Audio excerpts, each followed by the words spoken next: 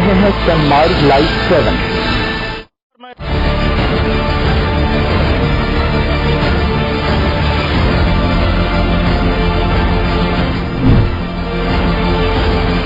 इसके राजीव, आप देख रहे हैं सनमार्ग लाइव 7 का हमारा खास शो दीपावली में पॉलिटिकल सेल। बिहार की राजनीति अपने रफ्तार पर है और इस राजनीतिक रफ्तार के बीच बिहार में सरकार बनाने की कवायद भी शुरू हो गई है। हम इस वक्त मौजूद हैं जिस जगह पे ये पॉलिटिकल हब है और यहां से सत्ता का संचालन होता है। मुख्यमंत्री से लेकर तमाम मंत्री, तमाम बड़े नेता, बिहार के राज्यपाल, सभी लोग यहीं पर इसी इर्द गिर्द रहते हैं। और हमारे साथ एक बड़ा पैनल है। हम सबसे पहले आपका परिचय करवाएं। हमारे साथ डॉक्टर संजय हैं जो पॉलिटिकल एनालिस्ट हैं, आप इनको अक्सर चैनलों पर देखते होंगे। हमारे साथ विजय यादव जी हैं, हम के प्रवक्ता हैं। हमारे साथ अरविंद जी हैं, भाजपा के प्रवक्ता हैं। हमारे साथ सुमन मल्लिक जी हैं, जदयू में हैं, बहुत ही सीधे साधे व्यक्ति हैं, लिहाजा इनको अभी तक राजनीति रास नहीं आई है। और हमारे साथ सौरभ जी हैं, कांग्रेस के नेता हैं। आज का जो हमारा मुद्दा है वो सीधे तौर पर यह है कि दीपावली का त्योहार है, धनतेरस कल भी था, आज भी है। और धनतेरस और दीपावली में सेल का बड़ा महत्व है, क्योंकि दीपावली में आप भी घरों से निकलते होंगे, खरीदारी करते होंगे और घर में नए सामान लाते होंगे। ठीक उसी तरीके से कल देर रात 12 बजे से बिहार की सियासत में एक सेल शुरू हुआ है, उसको हम पॉलिटिकल सेल कह सकते हैं। दरअसल में इस पॉलिटिकल सेल में अब बिहार के विधायकों की खरीद फरोख्त शुरू हुई है। जानकारी यहां तक है कि कांग्रेस ने जीतन राम मांझी को देर रात ऑफर दिया कि जीतन राम मांझी आप बिहार के मुख्यमंत्री बन जाइए। तो वहीं दूसरी तरफ मुकेश सहनी को भी यह ऑफर दिया गया कि कांग्रेस अपने कोटे से आपको एमएलसी बनाएगी और आप उप मुख्यमंत्री बन जाइए। अब जरा इस सियासी गणित को समझिए कि अगर वाकई में जीतन राम मांझी और मुकेश सहनी कांग्रेस के साथ यानी महागठबंधन के साथ चले आते हैं तो फिर इस स्थिति में बिहार में नीतीश कुमार यानी एनडीए की सरकार नहीं बन पाएगी। हालांकि आज नीतीश कुमार इन सब के बीच सीएम हाउस में मीडिया के सामने आए, जीतन राम मांझी को भी साथ रखा, मुकेश सहनी को भी साथ रखा और सिर्फ 2 मिनट पत्रकारों से बातचीत की और मांझी और मुकेश सहनी के स्टैंड को क्लियर कर दिया और यह कहा कि ये लोग कहीं नहीं जाने वाले हैं, लिहाजा बिहार में 7वीं बार 17वीं विधानसभा में मुख्यमंत्री पद की शपथ नीतीश कुमार ही लेंगे। हम चलेंगे सबसे पहले अपने गेस्ट विजय यादव जी के पास। विजय यादव जी, बड़े धोखे हैं इस राह में, बाबूजी धीरे चलना।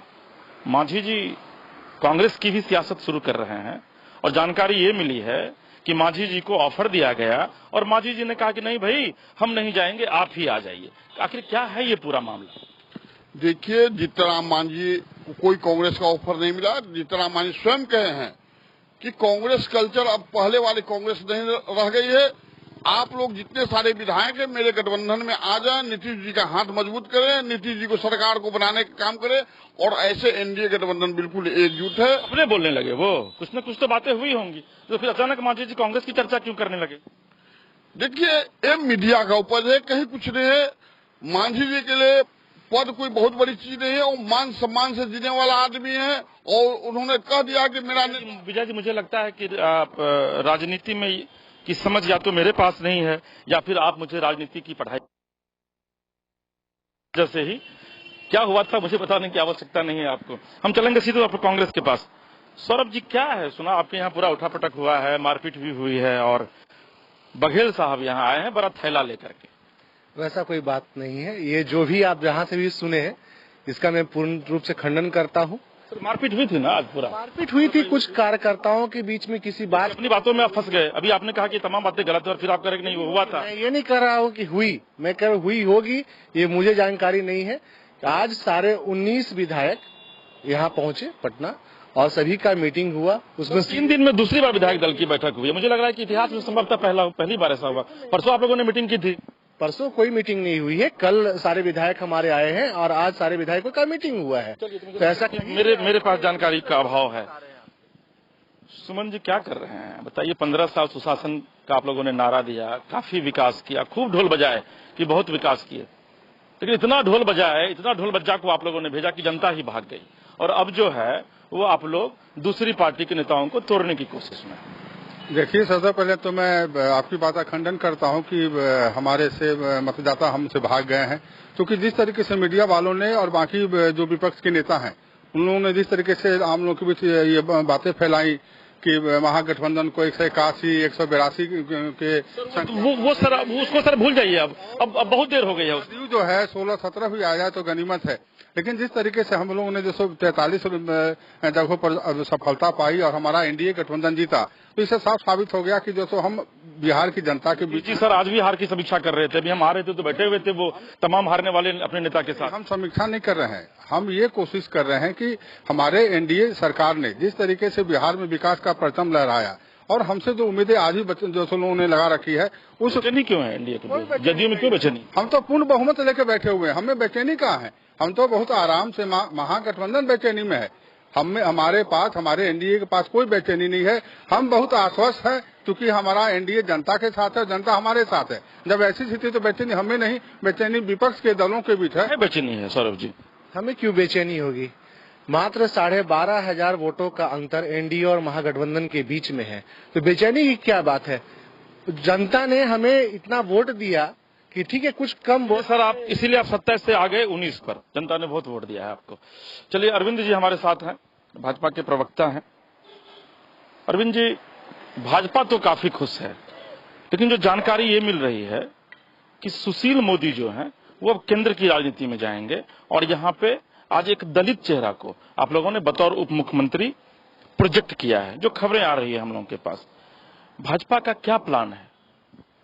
देखिए, भाजपा है तो भरोसा है, आप भरोसा करके। नीतीश जी ने तो कह दिया, अब इसको मत दोहराइए, आप नीतीश जी ने कह दिया कि मुझे भरोसा है। और मैं ये कहना चाहूंगा कि देखिए, हमारे यहाँ कोई भी यहाँ से तय नहीं होता, केंद्रीय नेतृत्व तय करती है, फिर यहाँ के बैठक होती है हमारी विधायक दल की और उसमें तय होगा।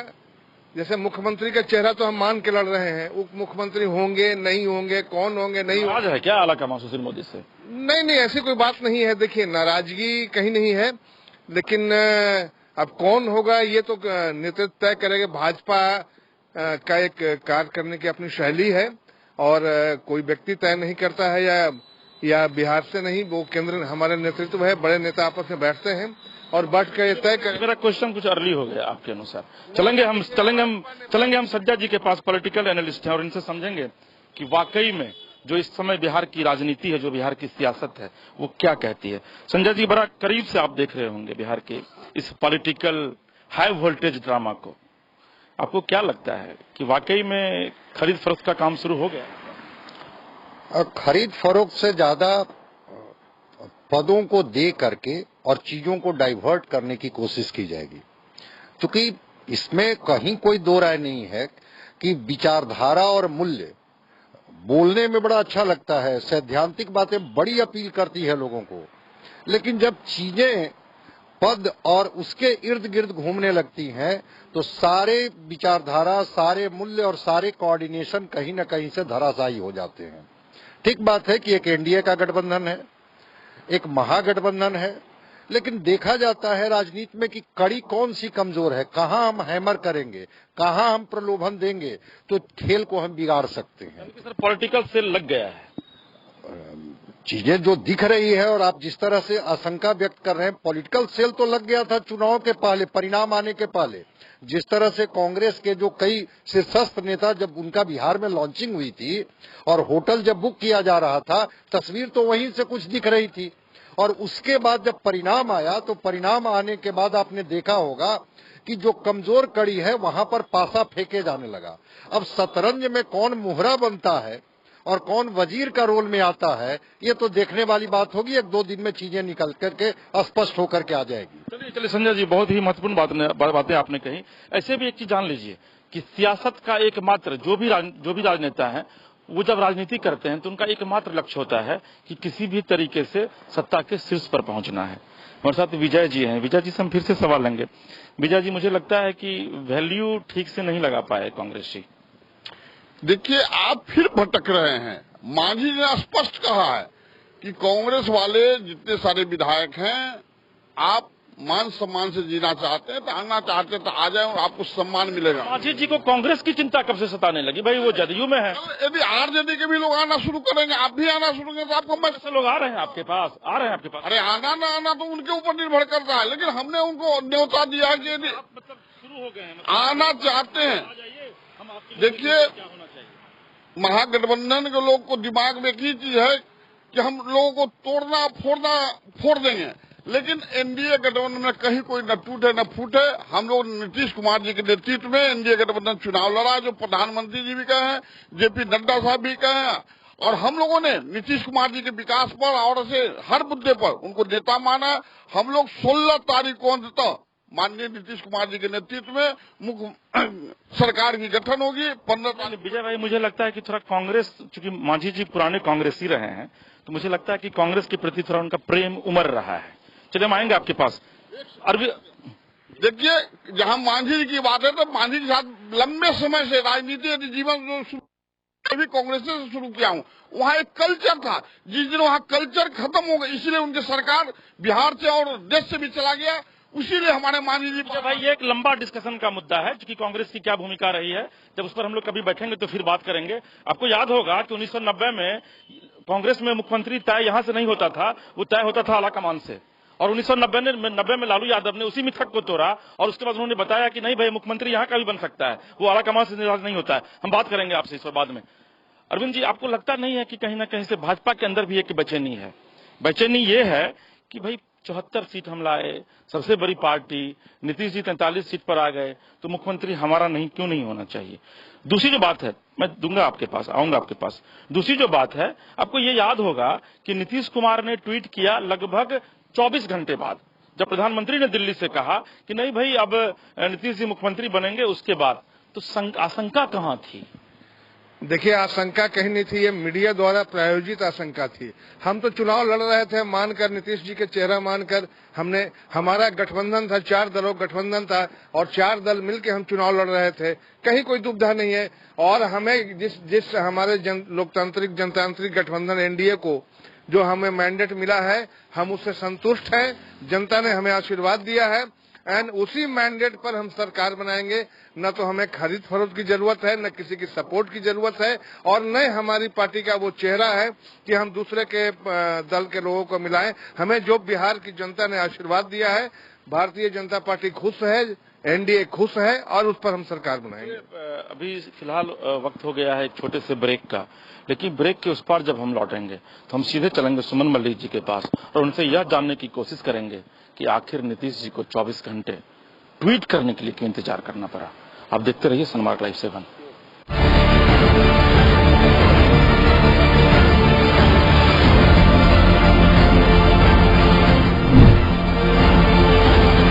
हमारे साथ जदयू के नेता हैं सुमन मलिक जी। मलिक जी, इतनी देर क्यों हो गई? किस बात का इंतजार था कि मोदी जी वहां से सिग्नल देंगे कि हम भैया नीतीश जी हमारे मुख्यमंत्री बनेंगे, उसके बाद ही हम ट्वीट करेंगे? देखिए, आप मीडिया के बड़े लोग हैं और मीडिया से कोई बातें छिपी हुई नहीं रहती। आपको खुद स्मरण रखना होगा कि आप लोग भी जानते हैं कि बिहार विधानसभा चुनाव में विभिन्न चरणों में जब भी भाजपा के कोई नेता आए, चाहे वो नड्डा साहब हों, आदरणीय मोदी जी हों या अमित शाह जी हों, इन लोगों ने हमेशा अपने मंचों से कहा कि संख्या बल कुछ भी हो। सवाल का जवाब दीजिए ना, वो ठीक है, वो तो अब सवाल का नहीं, प्रधानमंत्री तुरंत ट्वीट करते हैं, और बिहार के मुख्यमंत्री को 24 घंटा लग जाता है ट्वीट करने। पहले देखिए, ये आपको मालूम हुआ कि नीतीश कुमार बड़ी गंभीर राजनीतिक व्यक्ति हैं। पहले भी मैं कवर किया हूं, नीतीश कुमार तो ट्वीट करते थे। पहली बार ऐसा हुआ है कि उन्होंने मीडिया से बात नहीं की और 24 घंटे बाद उन्होंने ट्वीट किया। बात को कितनी बार दोहराया जाए? प्रधानमंत्री बोल चुके हैं कि हमारे मुख्यमंत्री नीतीश है, मुख्यमंत्री वही रहेंगे। शासन का राग तो आप बहुत अलापते रहे हैं, तो शासन का राग अलापने में आपको बहुत मजा आता है, लेकिन ट्वीट करने में आपको दिक्कतें होती है, और आप ये कह रहे हैं कि भाई कितनी बार करेंगे। हमारा कहना है कि जब विजय जी ने कुछ कह दिया, उसी बात को दोहराना क्या मेरा ये लाजमी है? काहे दोहराए? फिर 24 घंटे बाद क्यों दोहराए, जब आपको यह लग गया कि नहीं भाई फिर से मैं मुख्यमंत्री बनने वाला हूं? दोहराए कि आप लोगों ने लोगों से पूछना शुरू कर दिया, जो पॉलिटिकल लोग हैं उनसे पूछना शुरू कर दिया, हमारे जैसे कार्यकर्ताओं से पूछना शुरू कर दिया कि नीतीश जी कुछ बोल क्यों नहीं रहे हैं, नीतीश जी बोल क्यों नहीं रहे हैं।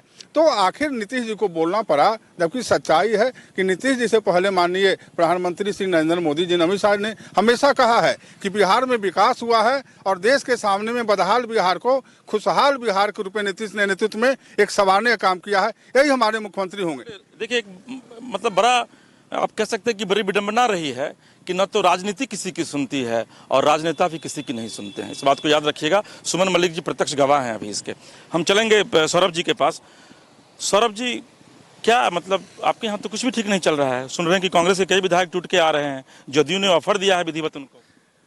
भाई जब अशोक चौधरी जी हमारे बड़े भाई जब जदयू में गए उस समय भी ऐसी कई कयास लगाए गए, कई बार टीवी चैनलों पे चला, कई डिबेट हुए इस पे कि 17 से 18 या 20 विधायक तक टूट कर के आ रहे हैं। 3 साल 3.5 साल हम लोग सरकार से बाहर रहे, क्या आपने एक विधायक देखा जो टूट करके जदयू में गया? एक भी नहीं।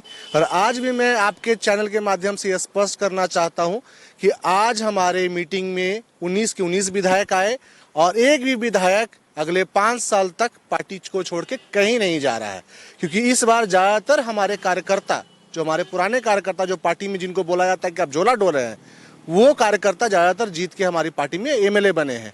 तो उनकी जब पार्टी की इतनी लंबी सेवा उन्होंने की है और आज मौका मिला है जनता के बीच में पार्टी की चीजों को लेके जाने का, तो आज क्यों पार्टी छोड़ के जाएंगे? तो देखिए, ये है क्या, एक बीजेपी का प्रोपेगेंडा है और बीजेपी की ये आदत रही है, चाहे वो मध्य प्रदेश हो, राम जतन सिन्हा हो, चाहे अशोक चौधरी हो, ये कांग्रेस की पार्टी अध्यक्ष ही भाग जाते हैं। इनके विधायक कब भाग जाएंगे इनका कहना मुश्किल है। बड़ा सवाल है सर कि आपके यहाँ अध्यक्ष भाग जाते हैं। देखिए, तो बात ये, उस समय वो पदेन अध्यक्ष नहीं थे, माफ कीजिएगा, आप अपनी जानकारी को दुरुस्त कर लीजिए। वो पदेन अध्यक्ष नहीं थे, पदेन अध्यक्ष कोई और थे, प्रभारी अध्यक्ष बनाए गए थे, इसलिए उस बारे में आप कुछ नहीं बोल सकते। अशोक चौधरी उस समय अध्यक्ष नहीं थे, सुमन मलिक जी उस समय हमारे पार्टी में ही थे। ये देखिए वो जो है जो बात बोलना चाह रहे हैं, मध्य प्रदेश में इन्होंने कर दिया, ठीक है, लेकिन राजस्थान में इन्होंने भरपूर कोशिश की, राजस्थान बिहार में भी कर रहे हैं क्या? पंजाब में भी किया, हर बिहार में भी कर रहे हैं। आज हो सकता है कर रहे हो, कोई बहुत बड़ी बात नहीं है, लेकिन आज में ये आप गांठ बांध कर रख लीजिए कि हमारा एक भी विधायक इनके लफाजेपन में। और ठीक है, मैं आपकी बात मान लिया सौरभ जी, मैं आपकी बात मान लिया, लेकिन आप मेरे एक सवाल का जवाब दे दीजिए, तो फिर ऑफर काहे देते हैं आप मांझी जी और मुकेश सहनी को? मांझी जी को और मुकेश सहनी को ऑफर पता नहीं, ये तो टीवी का अपना बनाया, टीवी का नहीं है सर। अभी आपके सामने बिजाजी बोल रहे हैं, अभी आपके सामने बिजाजी बोल रहे हैं। आप अरविंद जी एक बड़ा सवाल है, इन्होंने बहुत बड़ा सवाल उठाया है आप लोगों के ऊपर कि भाई आप लोग क्या किए हैं, ये पूरा देश देख रहा है। नहीं, हम लोगों ने कुछ नहीं किया है। कांग्रेस के पद चिन्हों पर हम नहीं चलते हैं, हमारी एक अपनी सोच है, भारतीय जनता पार्टी की अपनी नीति है। सिंधिया को तो आप तोड़ के ले चलते हैं। नहीं, वो तोड़ के नहीं लाए थे, देखिए वो छोड़ के आए हैं। सिंधिया वहाँ अपने आप को एक युवा नेता थे, एक अच्छे सोच वाले नेता थे, वहाँ वो असहज महसूस कर रहे थे, इसलिए भारतीय जनता पार्टी में आए।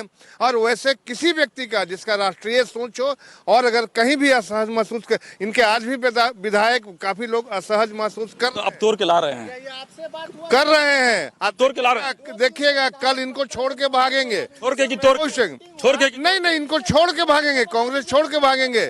इनके यहाँ सहज कितने का ऑफर दिया है? नहीं, आज ही कितने का ऑफर दिया है? आज ही विधायकों सर कितने का हुई है, कितने का आश्रम में, सदाकत आश्रम में आज ही विधायकों के बीच मारपीट हुई है, तो ये बहुत दिन टिकने वाली नहीं है। ऑफर मिल गया है आप लोगों की तरफ से, ऑफर दे दिया है आप लोगों ने? नहीं, ऑफर देखिए, एक बात मैं आपको बतला देता हूँ, भारतीय राजनीति जो है, भारतीय राजनीति में प्रजातांत्रिक व्यवस्था बड़ी मजबूत है और पूर्ण जनमत के साथ, बहुमत के साथ जो सरकार बनती है वही लोग, भारतीय राजनीति बड़ी प्रजातांत्रिक व्यवस्था मजबूत है यहाँ पर और पूर्ण बहुमत के साथ जो सरकार बनती है, देश उसको चाहती है। आपको मिला कहाँ है सर? आप जबरदस्ती पूर्ण बहुमत की बात कर रहे हैं। हम चलेंगे संजय जी के पास। संजय जी, आपको लगता है जो वर्तमान स्थितियां हैं बिहार में, सुमन जी कह रहे हैं कि पूर्ण बहुमत है, अरविंद जी कह रहे हैं कि नहीं भाई हम पूर्ण बहुमत में हैं, फिर नीतीश जी के अंदर इतनी बेचैनी क्यों है, भाजपा के अंदर इतनी बेचैनी क्यों? देखिए, स्वस्थ लोकतंत्र में अगर चीजें तोड़ जोड़ से चलती है, खरीद फरोख्त का दौर चलता है, तो स्वाभाविक है कि बेचैनी तो होगी।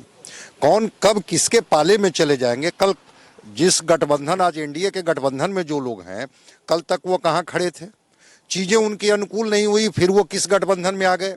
और हो सकता है कि फिर सत्ता का लोभ दिया जाए, पद का लोभ दिया जाए और चीजें कहीं और भी जा सकती हैं।